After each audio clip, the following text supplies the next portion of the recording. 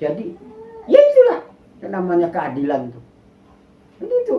Si yatimnya itu, si anak yatim itu, apakah bisanya yatim itu karena dibunuh oleh ya tadi minum tadi yang kakek-kakek dan yang apa itu yang saudagar tadi itu ya apa miskinnya orang tuanya si yatim itu gara-gara digarong dirampok oleh si Jakarta. Jadi akhirnya ya begitulah. Itu karena itu contoh keadilan, hanya contoh. Oke. Contoh-contoh keadilan. Nah sebenarnya yang namanya keadilan Allah ya tidak terhitung lah. Ini hanya sebagian kecil contoh saja. Kalau contoh kan tidak semuanya. Jadi itu suatu contoh keadilan yang disampaikan oleh Nabi Musa caranya. Jadi kita sebagai umat Islam itu harus yakinlah bahwa Allah itu adil. Bahwa Allah itu adil.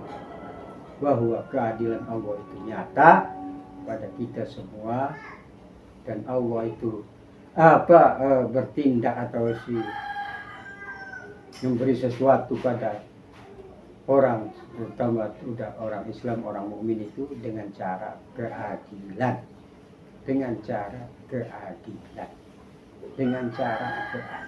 kok ya contoh yang gampang saja. Saya dulu waktu muda ngomong sama adik saya pengen kaya kayak ya separuhnya Yuken dan Cirebon. Oh adik saya jawab, jangan. Takut nggak kuat. Nah itulah makanya adilnya Allah saya tidak diberi kaya karena sudah dikasih tahu sama adik saya kalau saya diberi kaya itu saya akan nanti tidak kuat. Tidak kuat ya itu ya parah nanti kalau orang kaya lalu tidak kuat menanggung kekayaannya itu kalau tidak kuat. Nah adilnya Allah saya tidak dikasih kaya dari muda dari kecil sampai dewasa sampai tidak dikasih kaya itu keadilan Allah. Saya tidak beri kaya itu. Saya terima ini berarti keadilan Allah. Saya tidak beri kaya. Kalau saya dikasih motor, saya mungkin numbrang orang. Dikasih kekayaan banyak, mungkin saya akan pelit.